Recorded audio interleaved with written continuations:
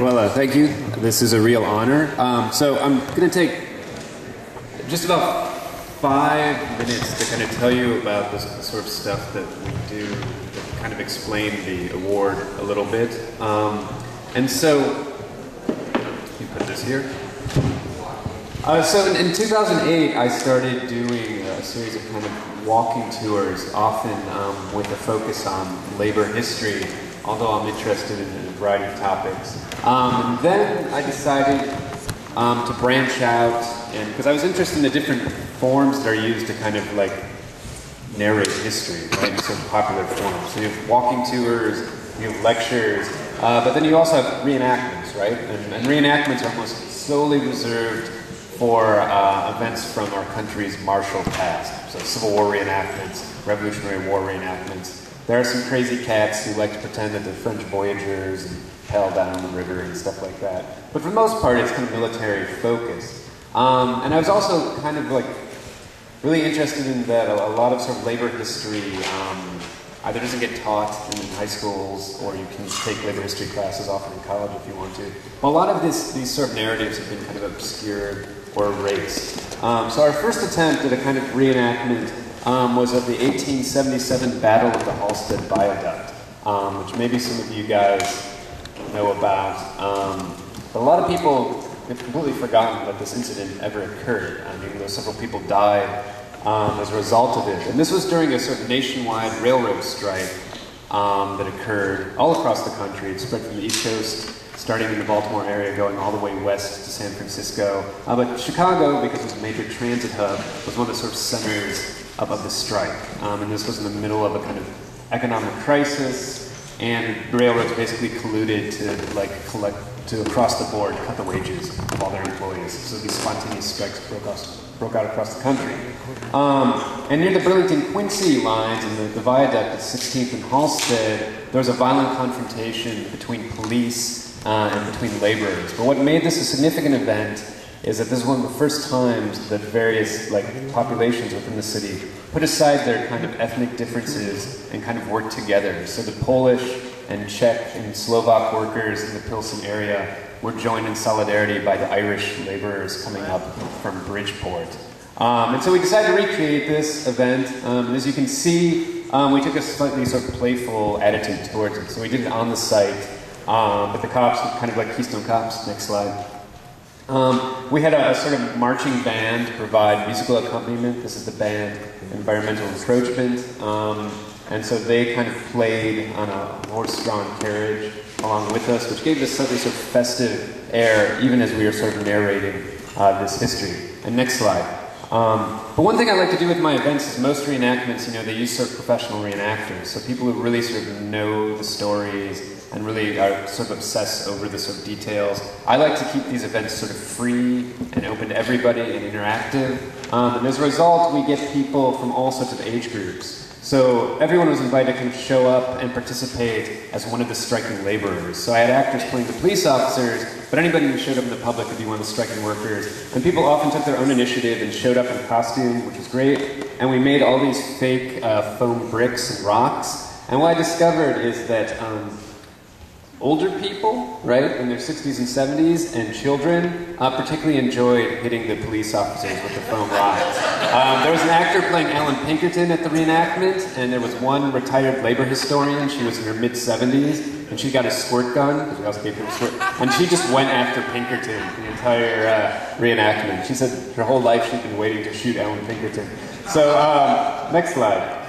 Sometimes though we do just kind of playful, silly things. So this is from a reenactment of the Mystery of Al Capone's Vaults, which you may remember Geraldo Rivera conducted. So we did this on the actual 24th anniversary of that infamous event, and we reenacted the entire broadcast in an actual vaulted space in the abandoned building. All right, next slide. But as I said, I tend to focus more on labor history and more serious events, and often ones that have been forgotten. So in March of the past year, I was invited by the Jane Addams Hall House Museum to work with them in a reenactment, and what we decided to do was the 1915 Hunger March.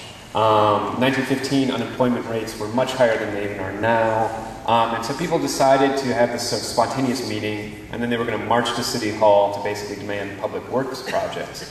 And the march was led by Lucy Parsons, who Alma Washington, who's sitting in the back, has often portrayed. And she's a former Algren Award recipient. And Alma very graciously agreed to reprise her role as Lucy at this event.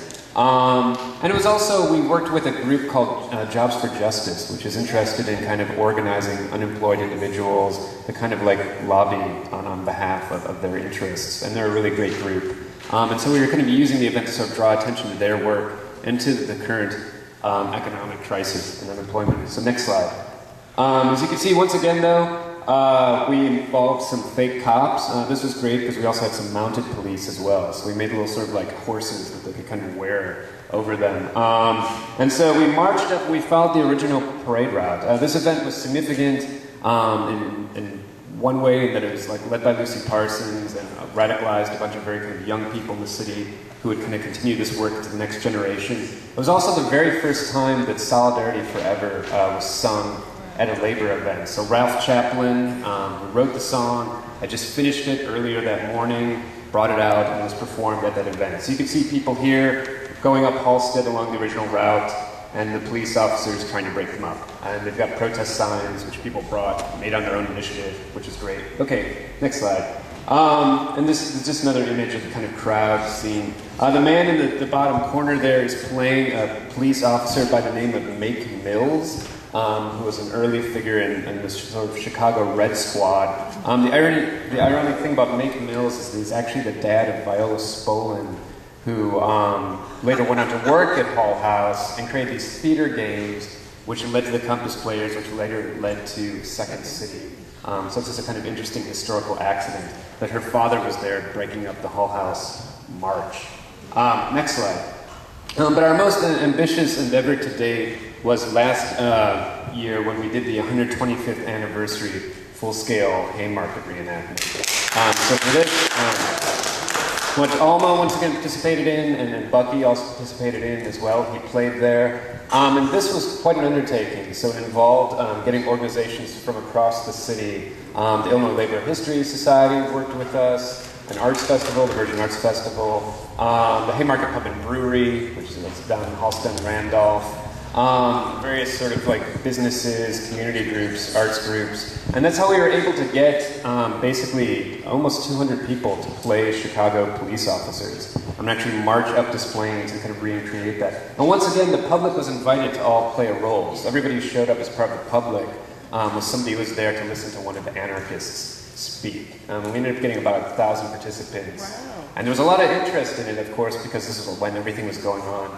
up in Madison as well, right? And I think it's important for people to kind of be aware of these narratives and to be able to commemorate them so that you can kind of understand the sort of longer story, particularly because it seems like in our current political climate, there's a real move to basically return this country back to the conditions of the 1880s and the 1890s. And I think people need to be reminded that a lot of the things we take for granted today, people like the Haymarket 8 fought for, right? It was all about getting an 8-hour workday. So next slide, please.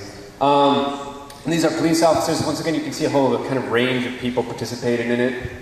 This is immediately after the bomb went off. So they actually made a fake device that shot up oatmeal and flour and made a loud bang. And so then all this particulate matter kind of drifted back down on people. And there was a little melee. Next slide. But we did want to tell the whole story. And so we kind of told it in 3 parts. So we had the actual reenactment of the bomb going off. But then we did carry it forward to the execution of Parsons, Ingalls, Fishers, and Spies. And so this is Parsons right before the hood is put on his head, basically kind of calling out his last words. Next slide. This is John Langford. So along with Bucky, John Langford also played at the event. Here he's singing Annie Laurie, which is an old Scottish ballad which Albert Parsons sang in his prison cell the night before he was executed. So I'm really interested in all the sorts of ways in which like the history can be preserved, and so whenever I can go back and find original songs that were connected to the event, I'll often have them performed there. Weirdly enough, John is actually wearing a cross tie that once belonged to Bob Dylan. He told me. It's pretty cool. All right, and next slide. And here's Alma Washington as Lucy Parsons, and was one of the narrators. All right. And let's see, next. All right, this is last. And so the most recent thing that we did was back in November, and this was slightly different in character, although still kind of important to kind of radical politics in Chicago, and that is in collaboration with a woman named Meredith Milliron and another guy named Drew Durr from the Court Theater.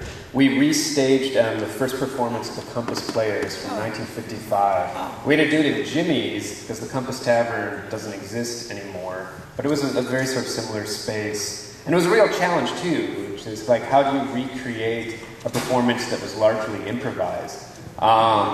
But fortunately for us, we were able to find the original scenarios, we were able to go back and find the original Chicago Daily News articles that they used basically to kind of prompt some of their sketches. And it was really fun to kind of reflect upon how the Hyde Park community was in the midst of change at that period, because it was also during the urban renewal period as well. And so we could kind of use the performance to sort of tell that story. And this is a recreation of an actual photograph taken of that initial performance. So this is like the Mike Nichols, Elaine May era. So as Bucky said, we've got a bunch of things coming up in the spring. There's going to be Stutz Terkel related events, the first one being on May 6th at the Newberry Library. It's going to be a 100th birthday party.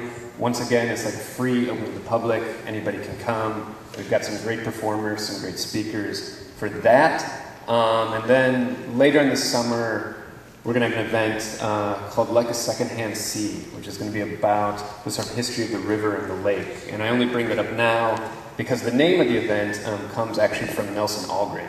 If you read Chicago City on the Make, he describes, the Lake Michigan being like a secondhand sea. What?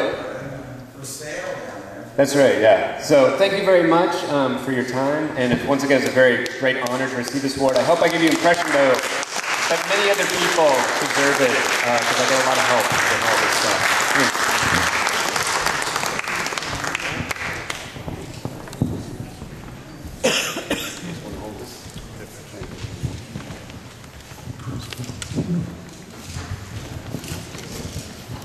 All right. Thank you, Paul DeRica. And let me see, our next honoree is Elliot Zacian. Elliot is a retired former political scientist and director of the Levine Hillel Center at the University of Illinois at Chicago. While there, he began learning about the Maxwell Street Market and neighborhood, and he was a member of the coalition which fought to save buildings in the area as a historical district. Now called the Maxwell Street Foundation, the organization works to preserve the history of the market area, and Elliot serves as treasurer. Since February 2002, he's worked part-time as a job coach for the homeless with Interfaith Action of Evanston, also serves on the board of Evanston's Greener Evanston, and which works with the city to promote renewable energy and energy efficiency projects. He's also active in the newly formed grassroots progressive organization, Democracy in Action Chicago. We are honored to present, on behalf of the Nelson Algren Committee, I'm honored to present the Nelson Algren Committee 2012 Award to Elliot Zacian. Thank you very much.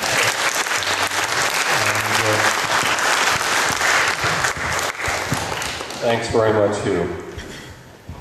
Tonight I want to talk about a person and a place. I'd like to explore a link between a person about whom I knew very little until recently, Nelson Algren, and the Maxwell Street Market neighborhood, a place I've been learning about for almost 20 years. After reading an Algren novel for the first time and part of the major biography of his life, I believe there is a meaningful connection to be drawn between what Algren was attempting in his writing and what the Maxwell Street Market was for so many people who worked, shopped, and just hung out there. As many of you know, probably better than I do, Algren apparently was fascinated by the lives of losers, the ne'er-do-wells, the downtrodden, in the rough and tumble urban society that was Chicago. Spent a lot of time hanging around bars, police stations, pool halls, whorehouses, getting to know the stories, the personal tragedies of those who frequented these places, getting their speech patterns down, their schemes, their addictions. Everything was grist for his writing, but he chose them not because they were exotic to the conventional majority, but because he thought they were as real and as human as anyone else, and that their lives were no less significant than the lives of the so-called winners. He didn't try to clean up his portrayals to fit conventional standards. He wanted people to feel intensely what his characters felt. So what does this have to do with the Maxwell Street market and neighborhood? Except perhaps for the fact that some of the kinds of people in his novels could be found there. We know that the Maxwell Street market was a place where many who came with little or nothing became successful entrepreneurs by dint of hard work, street savvy, and the ability to relate to all kinds of people. For others, it was just a way to survive, a job, cheap food, cheap clothing, free entertainment, a place to hang out, to meet people, to get a good deal, maybe to score. Race, religion, class took a back seat at the market when there was a sale to be negotiated. Buyers and sellers both had to learn the art of bargaining. Frequently, both buyers and sellers thought they had gotten the better of the deal. Such a deal, even those without money could enjoy the market. The blues and gospel music being performed by musicians and singers on the streets, the vast assortment of goods, the spectacle of many different kinds of people interacting, some very conventional, others exotic, who frequented this place. If you've seen the documentary, and this is free, you get a real sense of what the ambiance and experience was. At the peak of the market in the early decades of the 20th century, it was the third largest commercial district in the city. On weekends, Maxwell Street was so filled with shoppers that you could not pass easily from vendor to vendor or shop to shop. Visiting the market was a quintessential urban experience. There was great energy and excitement there, and it drew visitors from places far and near. Urban blues developed on these streets, and some of its creators and popularizers became very well known. After the Depression and World War II, Chicago began to be affected by the emergence of suburbia. Now the children of immigrants, or of first-generation Americans, moved outside the boundaries of the city when they achieved socioeconomic mobility. In the following decades, the industries that had provided decent wages for blue-collar workers began to move elsewhere or to shut down. The market did not suddenly shut down, even as some of its most successful entrepreneurs took their experience elsewhere to start new and larger businesses. Others took their places and could still succeed, but the market was no longer the booming commercial district it once had been. For decades, owners had invested in attractive and even innovative storefronts to attract customers, but now the commercial and housing stock was aging without much rehabilitation, and the city allowed the sidewalks to deteriorate, and the garbage was not regularly collected. Maxwell Street could never have been called spiffy, but now it grew grungier. And its neighbor, the University of Illinois at Chicago Circle, had its eye on expanding majorly into the market neighborhood. In its last days, the market became a weekend flea market next to an aging commercial district. It retained its proper popularity with many Chicagoans who remembered the heyday when their parents brought them down there, and also with young people still entranced with the ambiance. Among the powers that ran the city, the market no longer had cachet. It was an eyesore, a blighted area, standing in the way of progress. The role it had played in the growth of Chicago as a major metropolis became at best a distant memory, and few thought that the essence of the market could somehow be preserved. Not so different from the fate of Nelson Algren, whose work and promise gradually disappeared from the literary scene as the city and its denizens, whom he knew so intimately, was being transformed. His scene was no longer of interest, and his characters no longer picaresque. You and others can chart these changes much better than I. The efforts of the organization that I helped to found, the Maxwell Street Foundation, are analogous to what the Nelson Algren Committee is trying to do, to keep the memory of the market alive, not just for nostalgic reasons, but because we believe that the history, the buildings, the music embody something of lasting value, which is increasingly hard to find in urban America today. If you visit the intersection of Halsted and Maxwell Streets today, you'll see what I'm talking about. You can walk around and not have a sense that this was once one of the most vibrant areas in Chicago. For this reason, the Maxwell Street Foundation continues to look for ways to keep that history alive. On March 30th, Powell's will be opening a new store on Halsted near Maxwell, and we will have images of Maxwell Street by famous Chicago photographers on display there and also for sale. We're also trying to save a building, an old church in the area on Union Street, which originally was a German school in the 1870s. In the early part of the 20th century, it became a Romanian synagogue, and then in the 30s, it became an African-American church. We hope to save this building from demolition and turn it into a community facility. We hope there will be a small museum there where people perhaps can learn about what Maxwell Street and the market was all about and its contribution to Chicago. And if you are a blues fan, we'll be at the Blues Fest this coming June 8th through the 10th. So this is the kind of work we are trying to do, and I think it really does, there is this deep connection between Nelson Algren and the market in terms of what has happened to both of them.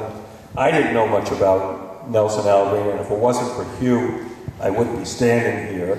I had heard of him, of course, and I had heard about the art shade photographs, but it wasn't until I began to read Hugh's work and some of his essays about Nelson Algren and other forgotten American writers that I began to see the importance.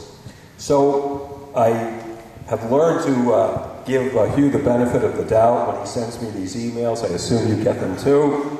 That he really has a passion for something that we have lost touch with or lost sight of to our detriment. And thus I thank you and the committee for honoring me, and you for listening, and I appreciate your attention. Now I wanted to ask my partner Margaret to come up. She's a late comer to Maxwell Street as I was, and she wrote a poem about Maxwell Street which I think expresses very much the feeling of the market, and you'll see the connection to Nelson Algren.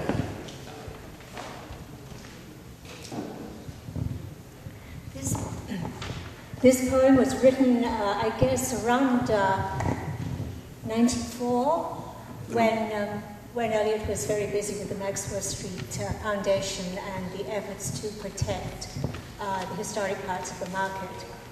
And of course, it's called Maxwell Street. What else? The street is dying.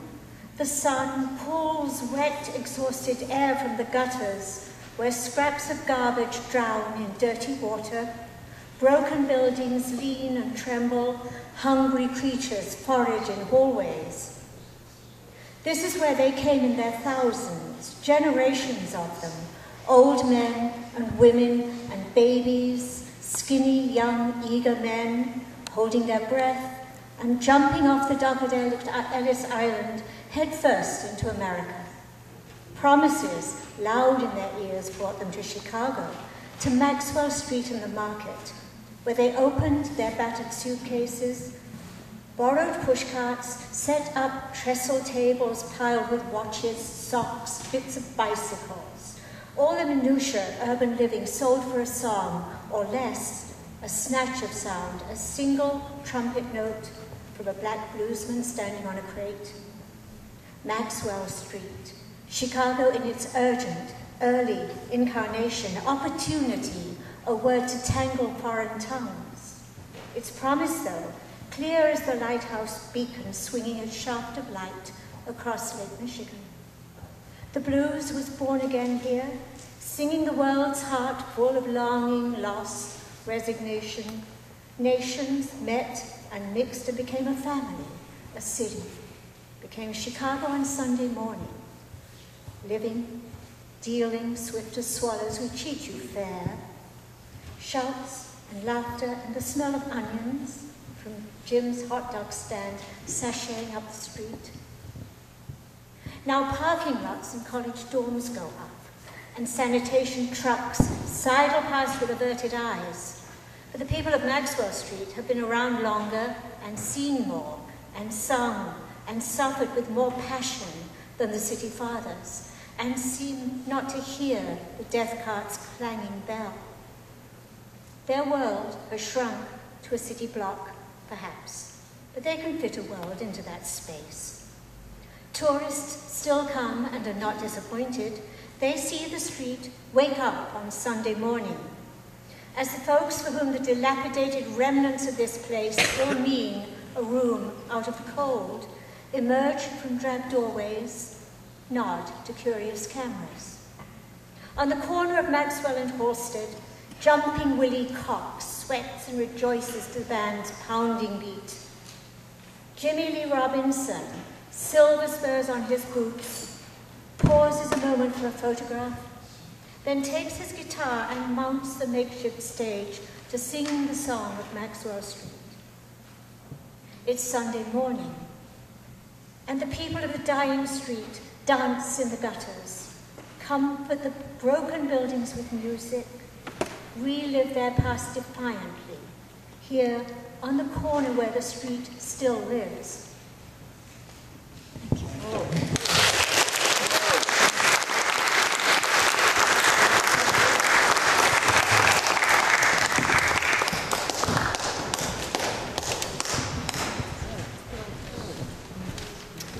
Okay, thank you very much. Oh, okay. Could you turn on the light for a second, just to, for safety reasons? All right, the next presentation will be by Warren Levin, who's been co-emceeing tonight. He'll be doing a reading from City on the Meg, accompanied by John Garvey, bassist with Riobamba, and he is Riobamba. He is Riobamba. He's the heart and soul of that group, and every birthday party involves some actual reading of Algren, and this will be a highlight of the evening, I suspect. Here's Warren. Okay, if it's not a highlight of the evening, then we're not giving your money back. That's just the way it is. Mr. John Garvey is going to accompany me on guitar, and we've worked a little to do this setting for you. And this is from the last chapter of Chicago City on the Meg, which is Algren's tribute to the city, and still one of the better books in terms of its lyrical prose about Chicago. It's called Nobody Knows Where O'Connor Went.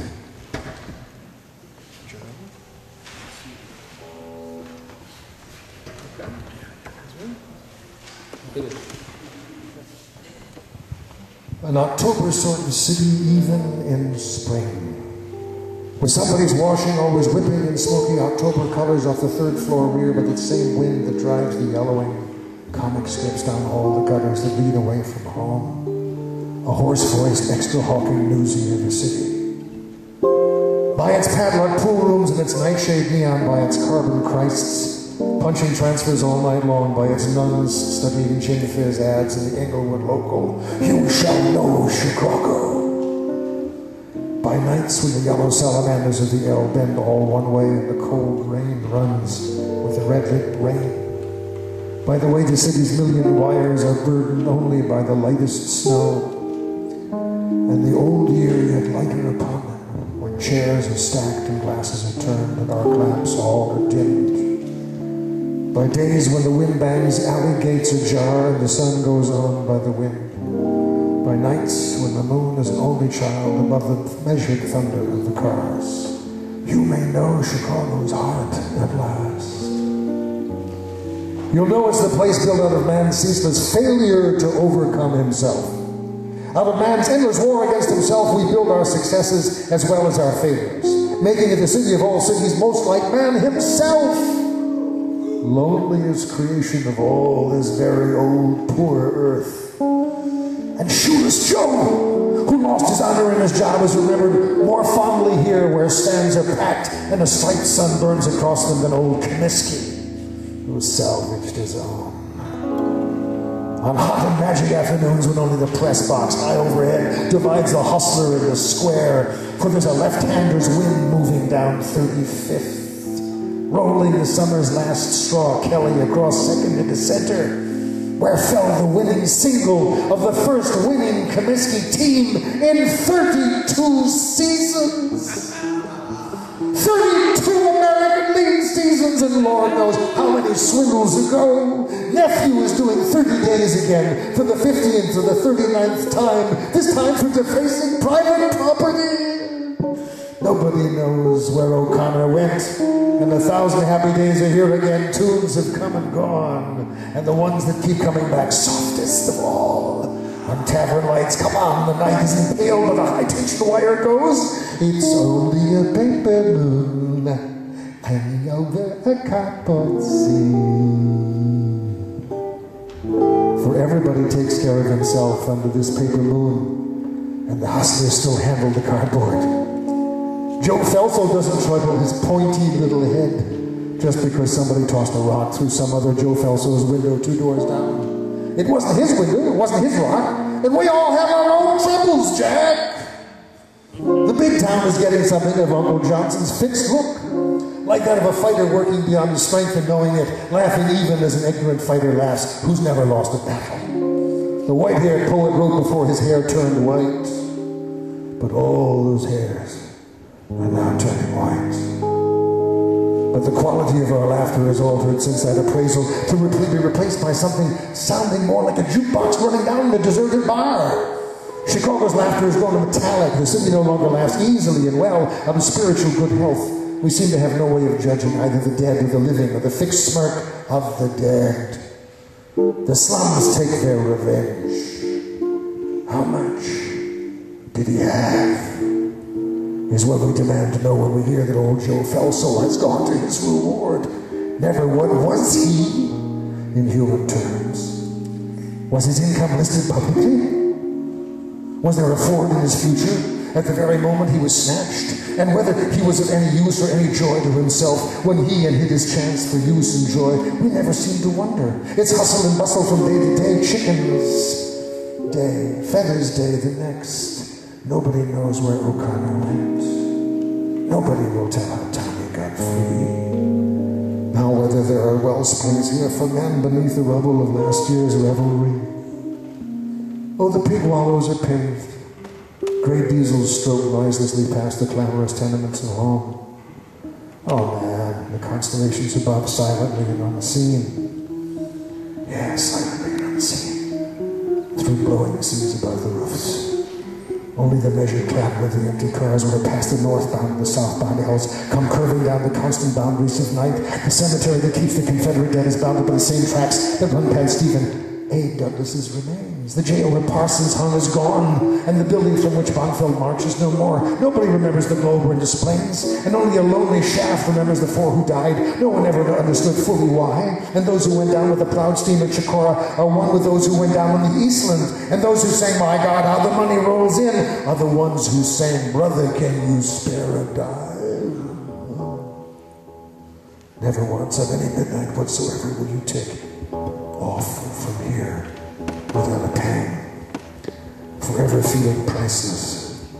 And as the afternoon's earliest jukebox beats out rumors of the Bronzeville night, there's a rumor of neon flowers bleeding all night long along those tracks where endless locals pass, leaving us empty-handed every hour on the hour. Between the curved steel of the L and the nearest Clark Street hawk shop, between the penny arcade and the shooting gallery, between the basement gin mill and the biggest juke in Bronzeville, the prairie is caught for keeps at last unknown. Yet on nights when the blood-red neon of the tavern legends tether the arc lamps to all the puddles left from last night's rain, somewhere between the bright carnival of the boulevards and the dark girders of the L, ever so far and ever so faintly between the still grasses and the moving waters, clear as a cat's eye in a midnight wind, the Potawatomis mourn, and the river reeds once more. The Potawatomis were much too square. They left nothing behind but their dirty river, while we should leave for remembrance one rusty iron heart. The city's rusty heart that holds both the hustler and the square, takes them both and holds them there for keeps in a single day.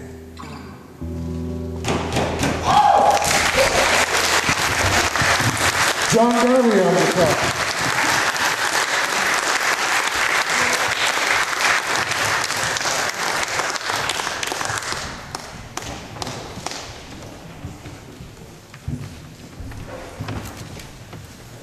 Thank you, Ward and John. That was fantastic. Next we have our poets will be performing, led by Charlie Newman, who has organized the poetry part of the evening for a few years now. Charlie Newman was born in Newark, New Jersey, and has led a variety of punk and industrial damage bands since 1979. He has 4 books to his credit, 1 chapbook, and 4 CDs, various publications and collections he's read everywhere, including Chicago, New York City, London, etc., with David Amram, who was, I believe, a friend of Algren, The Viking, Hillbilly, Apocalypse Review, Mouth and Hands, and Zoot Suit Beatnik. He hosted a radio show in 2 venues in Chicago, now writes and reads and reads and writes. And Charlie? Where is Charlie? Here he is. And he'll be introducing 2 other poets also. Thank you. It's always great being here. Although, following that voice and those words, I'm not so sure. It's daunting. First piece was written in collaboration with Stephen Schrader. It's called The Revolution Again. Relax, Spiro, Ronald, George, Barack. We don't remember a thing. The cameras are rolling. Chairman Deng is smiling. No need to predict a winner. The engineers have everything under control. We go. Private security keeps it comfortable, keeps it going. We go. We go here. We go again here. We're the rabble in line, the people advised to stay home today, the people plug in, turn on, avoid causing trouble. The screen is live, the street is staged, a dance for professionals. The police, as we see again, help us go again, dueling dudes at 50 paces. As we see it, we go again here, we go again now, we go now. It does not surprise again because it needs to be done. The people act, move to a gated community. We go again here. We go again in the whole of the Innocence luxury apartments. We drop till it stops. Garbage in, garbage out, more than the proximate end of recycled flesh and bone. As we see it in our Elvis sighting lives, it is now we go now. Engineers paved the score once, twice, for all time. We go on time after time after time. Engineers pave the score as fast as they can. We go for the coffee and 12 of the Innocents fall by the Walmart. We are flesh versus flesh, breath versus breath, death versus death on small screens. We are the head of every cue, giving what for what for. We follow the Tao named for this holy, holy war. It goes again, we go again and again and again. And as a matter of fact, we go again and again and again and again. And 60 years on, again and again and again. Words versus words, wills, brain. We show our age. It is not here to create disorder. It is here to preserve disorder. Thank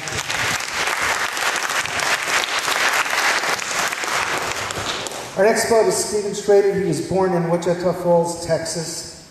One of the few truly great people to come from Texas. He grew up northwest of Amarillo in Oldham County. He earned his undergraduate degree in psychology at Valparaiso University in Indiana and went on to earn a PhD in ethics and society from the University of Chicago in '82. He's the co-founder with composer Clarice Assad of the Virtual Artists Collective. From 2002 to 2009, after 20 years of teaching and working in the peace movement in Texas, Illinois, Indiana, Iowa, and Ohio, he taught philosophy, poetry, and peace studies at Shenzhen University in China. He currently teaches at the University of Chicago in Asian Classics and the basic program of liberal education for adults. His most recent poetry collection with Debbie Suve Kang is A Guest Giving Way Like Ice Melting, 13 Ways of Looking at Lao Tzu. I hope I'm not even close. Okay. 4 Truths, a collection of 3 short stories and a drama in verse with paintings by Debbie Suve Kang. It was published by WIPF and Stock in 2011. The new poetry collection Turn is forthcoming in April from Virtual Artists Collective, and a poetry collaboration with David Breeden. Raging for the Exit is forthcoming from WIPF and Stock in early autumn. Ladies and gentlemen, Stephen Schrader.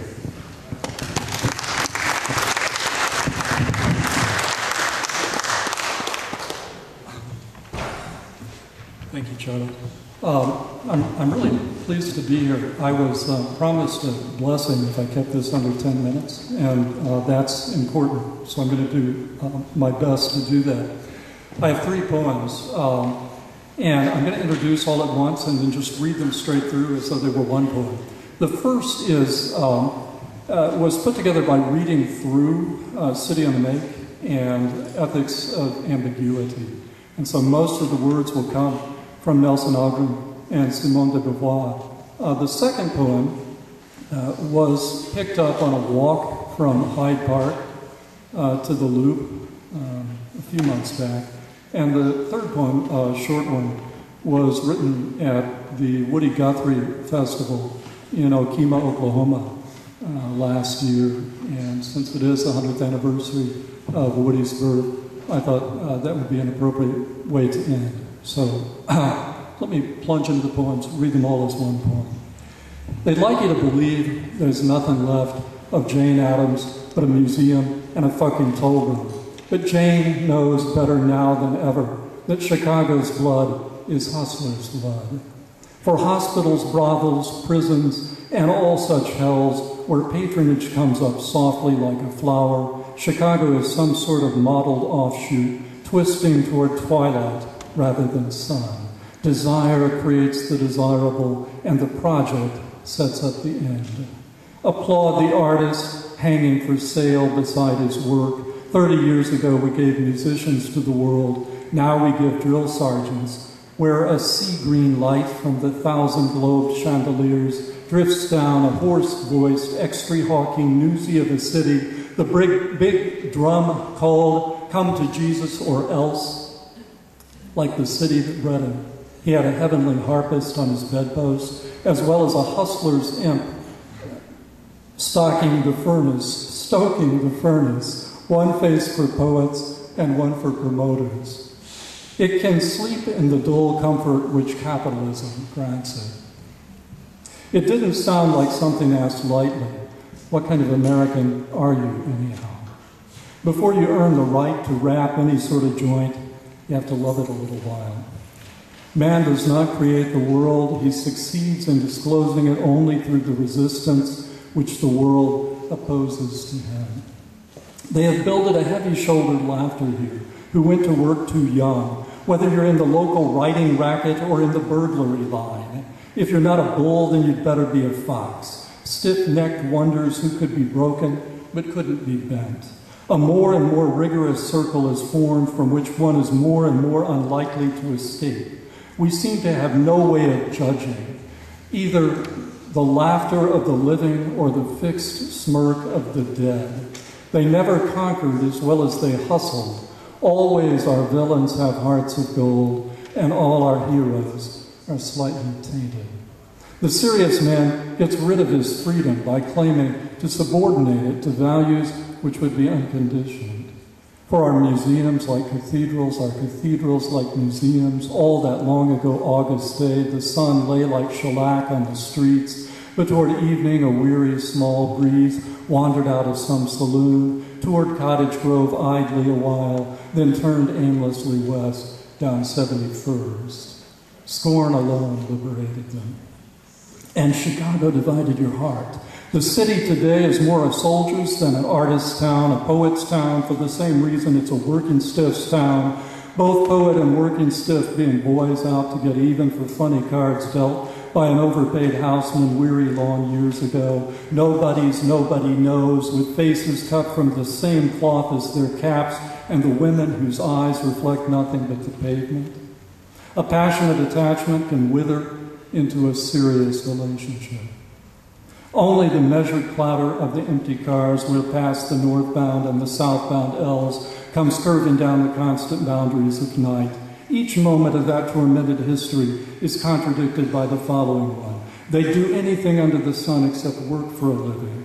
And singing the old crossroads hymns of faith everlasting can't help anymore. Each one needs to have everyone free.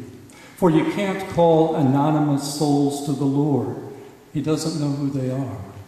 A freedom wills itself genuinely only by willing itself as an indefinite movement through the freedom of others. Shoeless Joe Jackson couldn't play bad baseball if he tried.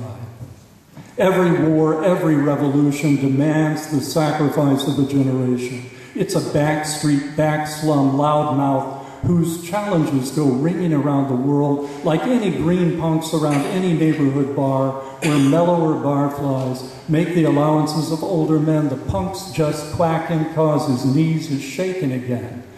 In marching and choral singing and common work and struggle, all the others appear as the same. Nobody ever dies. Every day is D-Day under the L, and the place always gets this look of some careworn hustler's tomorrow by night as the arch of spring is mounted and May turns into June. We're having a hard time living because we're so bent on outwitting death. Nobody knows nothing. Nobody. But listen, Shoeless Joe couldn't play bad baseball even when he tried. Nobody ever dies, and that's that. Nothing left, but nothing nobody knows. Don't even think about it. Don't even try. Walking north on Woodlawn, all the way to 39th Street, it's hard to say what change is due to place, what change is due to time. Half an hour's passed by the time I turn to the lake, and that could mean a world when a city is rising. By the time I get to 43rd, there may be as many young men waiting on the street in Kenwood who would tip a hat with a nod of the head as they do here, as I do now, in passing, if I pass them there now. But I think the young wait out of sight behind gates where mansions rise in the morning. Neighborhoods change, it's only a matter of time. But there are always lines to cross where waiting is defined by being out of luck, out of place, out of time, out of the loop, out of work, out of it. Not by the moment you gain access to a trust. Footbridge over LSD at 39th is crumbling. Skyline on my left could be mistaken for a center of power. I can see train tracks and traffic through gaps in concrete under my feet. All the doors on the lakeside are locked at McCormick Place. Guard says nothing's open but McDonald's because there's no show, by which he means this is the only show in town, and we know who won when men with guns put down that strike. 8 hours for work, 8 hours for rest, 8 hours for what you will, and you don't need a weatherman or a court to tell you this thing's alive when you see it standing there, a dark, slouching beast born long ago. And what you will depends on what kind of weight you carry when you step out into the street.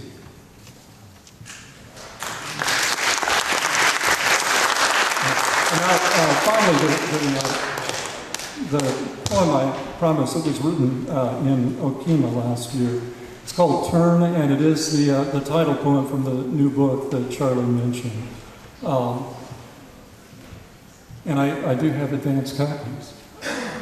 Sick and tired of being sick and tired, I told my wife I was looking into joining the Franciscans. Knowing I'm temperamentally Trappist or anything discalced, she said, what do they make you do? And I said, nothing. Then thought again and said, preach good news to birds. And she said, you do that already. And discounting the possibility that she meant nothing, I said, nah, they preach to me. I just say, amen. And all this came to mind today when a friend reminded me this is St. Bonaventure's Day.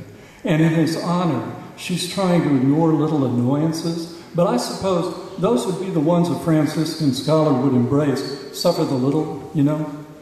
And that got me thinking about the mind's journey in, as I recall, not up to God. Present, wherever it was, said a preacher of another order, but a like mind, you left the divine, which could be anywhere. Turn, turn, take off your shoes. Every step you step on holy ground. Thanks. Oh, beautiful.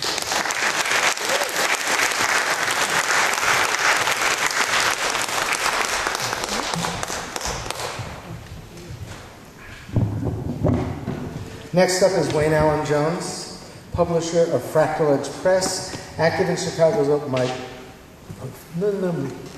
poetry performance scene. He's published 3 volumes of his own poetry, has a PhD in English from Harvard, and won 2 Hopwood Awards at the University of Michigan. He's taught English at the University of Illinois, Chicago, and the University of Miami. Spent 23 years in the computer industry and then returned to Chicago in 2002 and Roosevelt University, where he earned a master's degree in, he really wrote all over this, psychology, and is now an Illinois licensed clinical professional counselor. He is a member of the Poets Club of Chicago and Waiting for the Bus Collective, and has published 29 other books of poetry, fiction, and prose, primarily by Chicago authors. Wayne Allen Jones.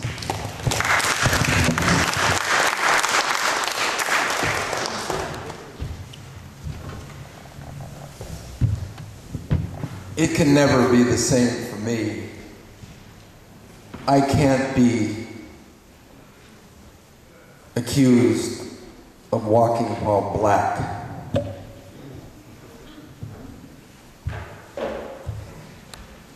The subject and title of this poem, Ensemble, is the concept of people working together, coordinating, cooperating, reading each other, binding together, becoming what they do. This applies to theater, music, marriage, workplace, society, and culture. The excerpt focuses on music. The idea is the same and applies to the others. When we saunter through the studio door, we know how much prep time the cables take, the hunt for feedback, the check on the mic. We wet the reeds, warm up our silver and brass horns, flutes and saxes.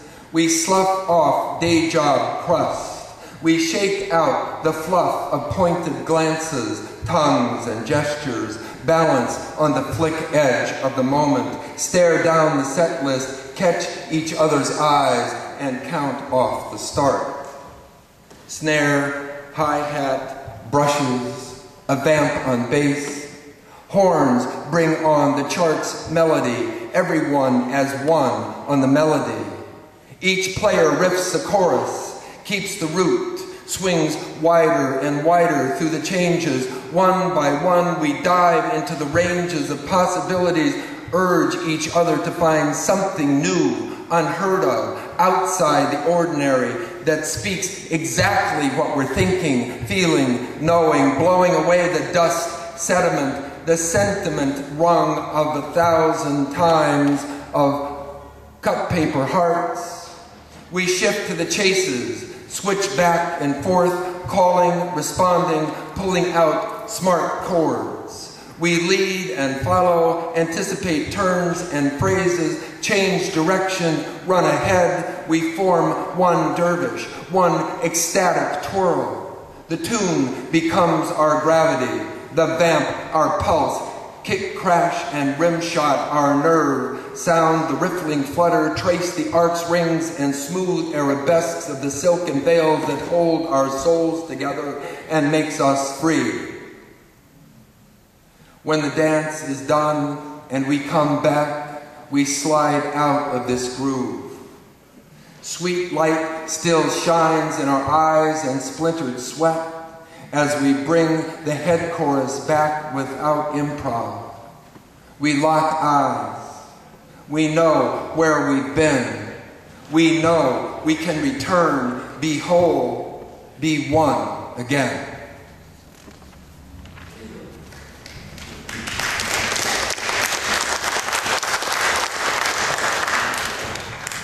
This is a revised excerpt from a poem called Steel, and it's the part about Southwark.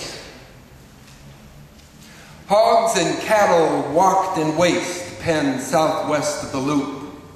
The locals say they never noticed the stench of manure heavy like a dead lake across the yards. In open slat boxcars, the livestock rolled in from railheads in Kansas and Nebraska like scrap iron to process, to bone, saw, and put meat on the body politic. Wide eyes saw the cold sledge coming, a point of no return. Twin rails like shining ribbons ran from Wichita, Caldwell, and Dodge City to Chicago. 2 days of Southwork steel laid across plains so flat they made Columbus seem the fool for doubting the world had an edge. Southworks never played in the cinematic dreams of railroad barons. They grabbed up rights of way, switched to real estate, surveyed and built one wooden frontier pearl after another in the steam-driven necklace bound for Frisco. They shipped crates of liquor to cavalry and natives alike.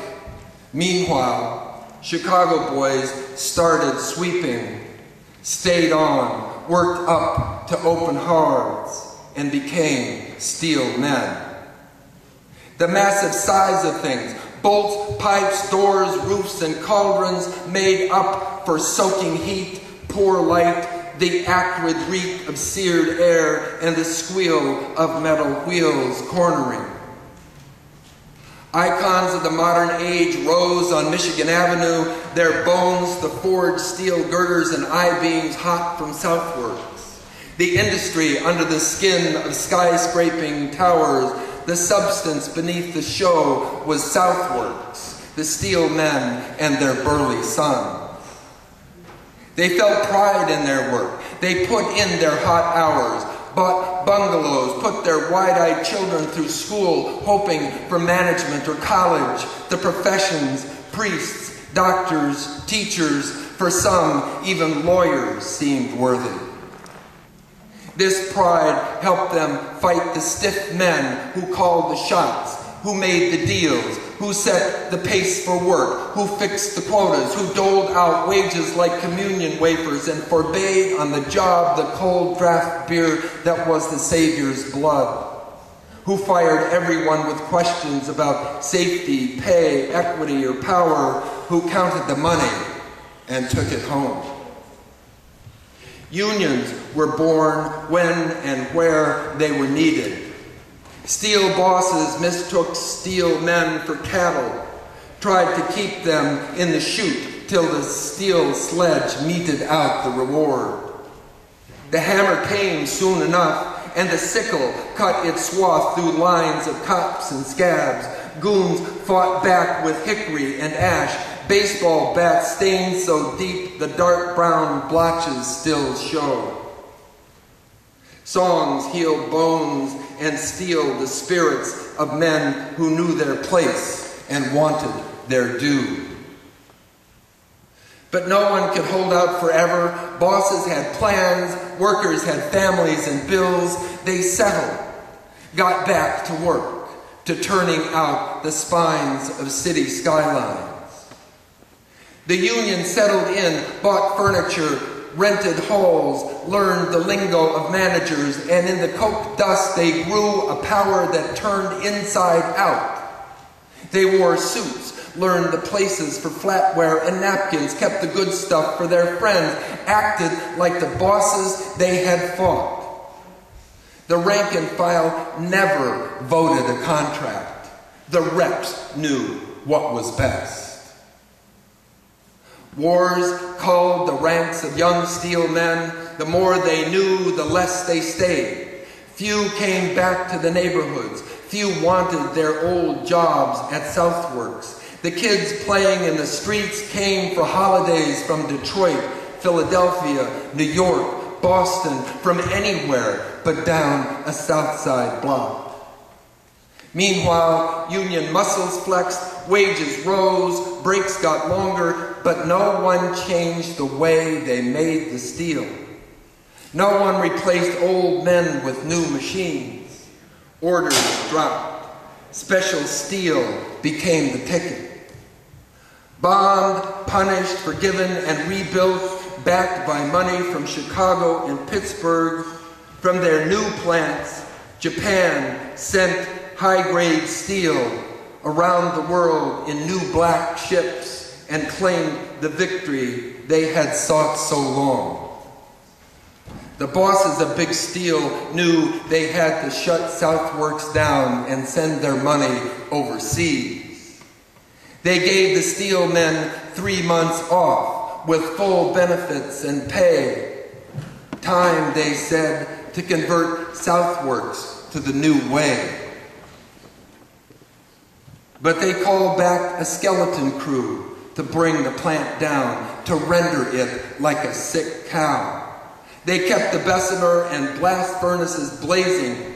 They started at 79th and Brandon, raised the buildings, cut twisted iron to size, and shoved the scrap down the plant's own throat, melting bolts, pipes, doors, and roofs, pouring out the magma of that old world to make ingots, pressing hot lumps into slabs for rolling in Far East mills. They watched the Southside dragon eat itself, devour tail, wings, belly, and heart. They sent the last furnace to Pittsburgh.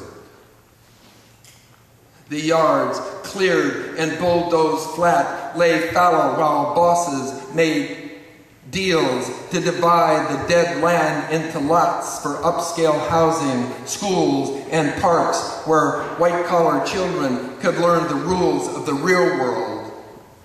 How money eats history and leaves old steel men behind.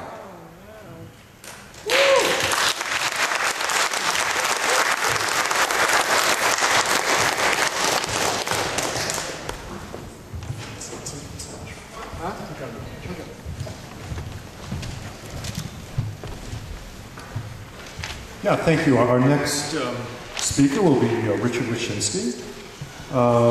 You see, Richard Wyszynski was music critic for Chicago's Old Town Voice. He's been published in the national periodicals and has lectured at Northwestern, DePaul, Loyola Universities, as well as Oakland Community and North Park Colleges and the Newberry Library. A musician for 4 decades, he conducted his own Cardinal Chamber Orchestra in Chicago and produced radio broadcasts for the UFC and appeared on WNIB, WFMT with Studs Terkel, and National Public Radio. Here is Richard. I brought along the Minneapolis Symphony Orchestra tonight because, being a classical musician, I tried to think of things in classical music that reminded me of Nelson Algren.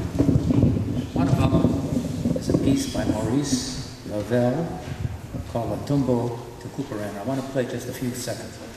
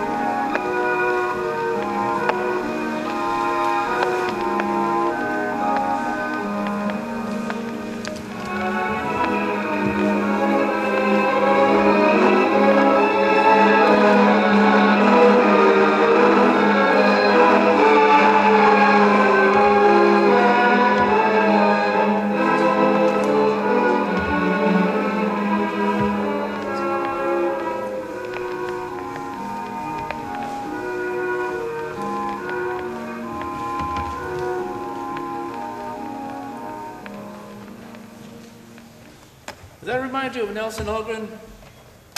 Maybe not. So how do I know that Nelson Algren listened to this piece of music? I know. You know how I know? The original record, it's not my record. This is Nelson Algren's record. I got it from him just before he went to Hackensack. So I know he listened to this. Why?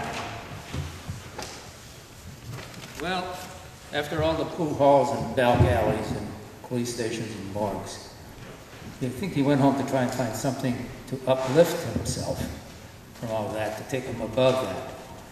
To take him above a city which was once described by Hugh Iglarsh, a city embarrassed by excellence and offended by beauty. So, another thing that reminds me about Algren is the conductor on that was Dimitri Mitropoulos, who was a Greek, conducting the Minneapolis Symphony Orchestra back in World War II. Remember a picture of Algren, I think, at the Board of Health downtown. He was out there helping people cut through the red tape and get into some medical assistance that they couldn't get otherwise. One day in Minneapolis, we were trying to find Mitropoulos for an interview. They couldn't find him. They looked everywhere. Finally, they caught up with him in a Red Cross bloodmobile parked on the street. He was in there volunteering to wash out dirty test tubes.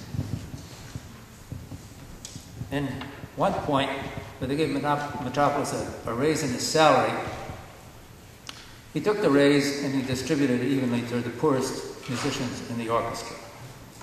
So that's not something you come across often. He said at one point, any skill of any kind, physical or mental, or any artistic achievement, unless it is based on a moral purpose, cannot claim to have any value or any plausible reason to exist. So, I'm wondering, if Nelson Algren had been a classical composer, who do you think he would sound like? Who do you think he would sound like? Considering all the moms and docs and troubled women that he encountered, the first thing that comes to my mind is the Three-Penny Opera of Kurt Weill, with its sardonic cynicism, its bittersweetness. But another composer comes to mind too, and you probably know this guy, Modest Mussorgsky, who wrote Pictures at an Exhibition. And Mussorgsky wrote at one point, art must embody more than beauty alone. Let us look life boldly in the eye. Life, wherever it shows itself, truth, no matter how bitter, to speak out to people boldly, sincerely, point blank, this is what excites me, this is what I want. To speak untiringly, fearlessly, and without confusion, and to enter with firm step into the promised land.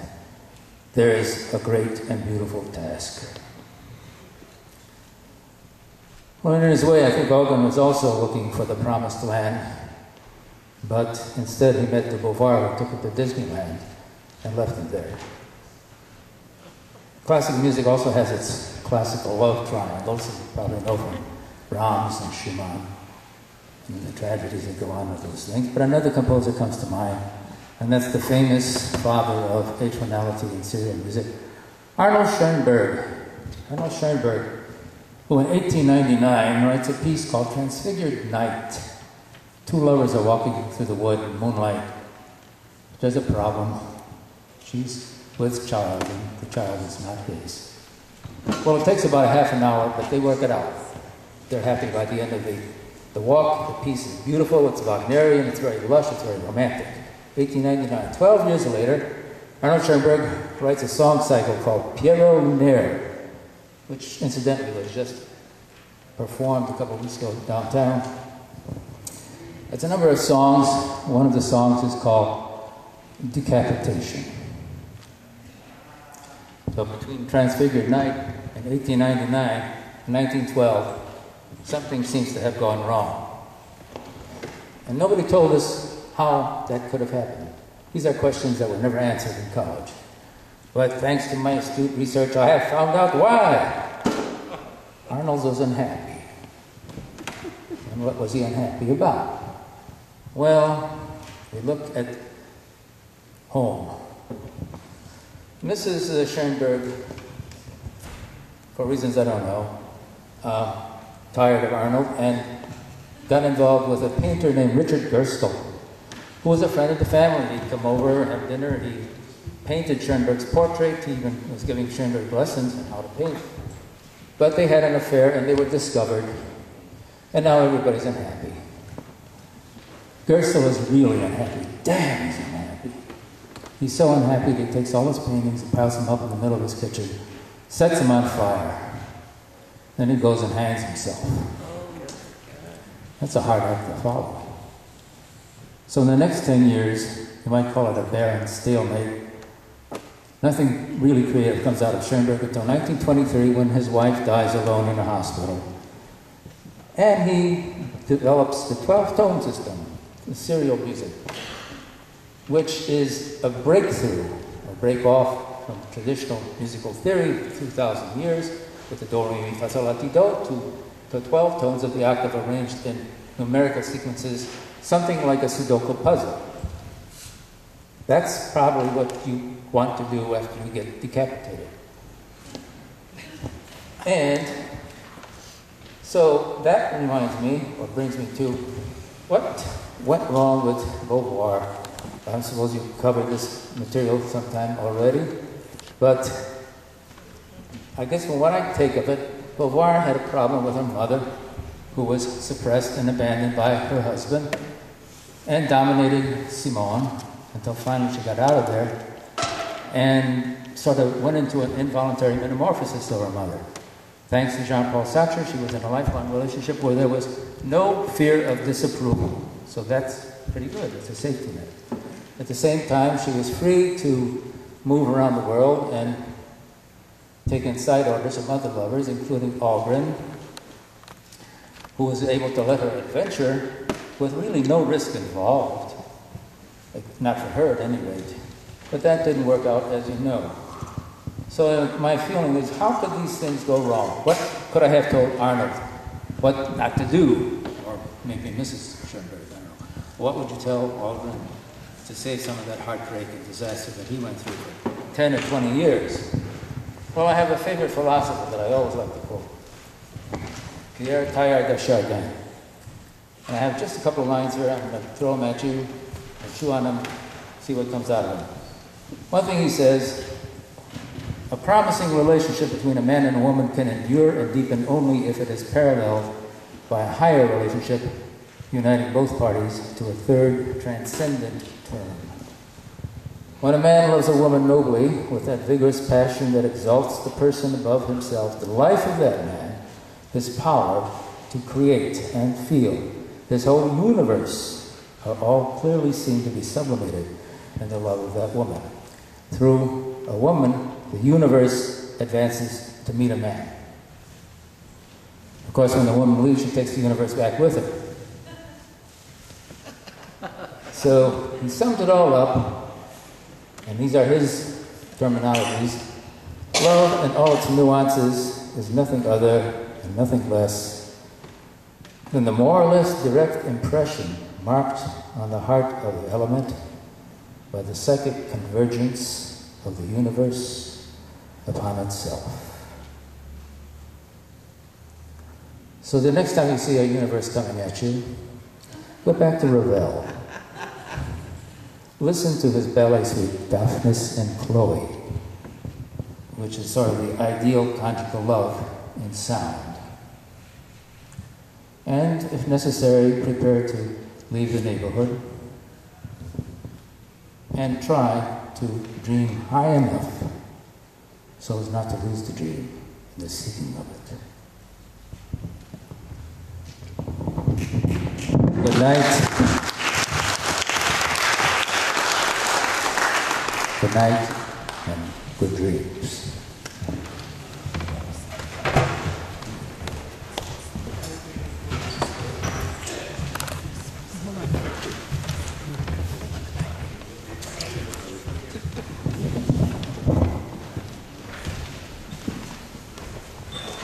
Okay, our next performer is Kristen Lems, who's been singing her original mix of satire and sing-alongs around the country, and especially Illinois, for several decades.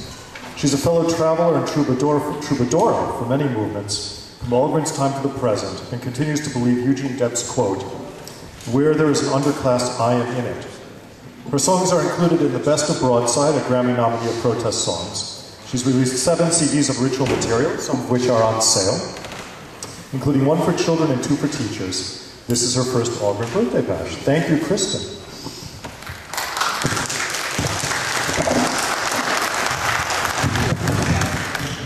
Can you hear me on this? Can you hear me? Yes. Oh, that means no, because nobody's going yes. Yes. It's coming out.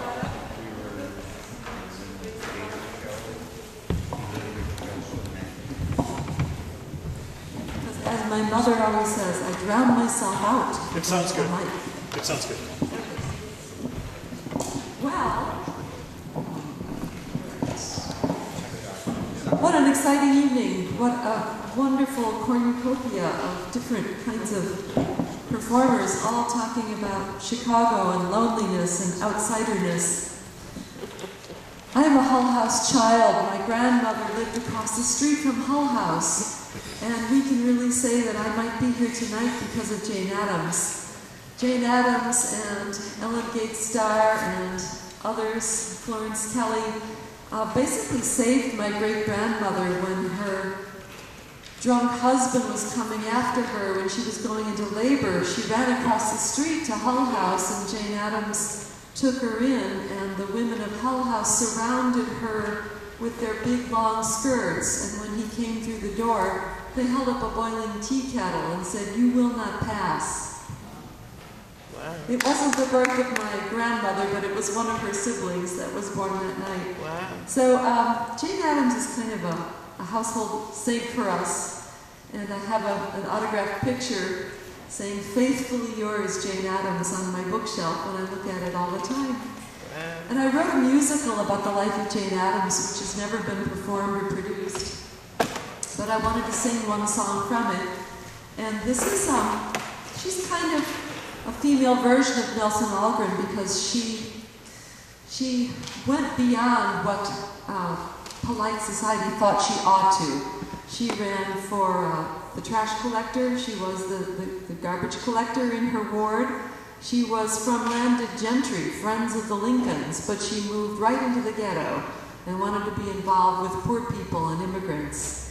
And she allowed anarchists to sit at her table. She suspended saying grace because she didn't want anyone to feel left out. She allowed women who had been prostitutes to live at Hull House. And all of the landed gentry who had supported Hull House and given her quite a bit of funding to get going were very shocked and mortified. So this is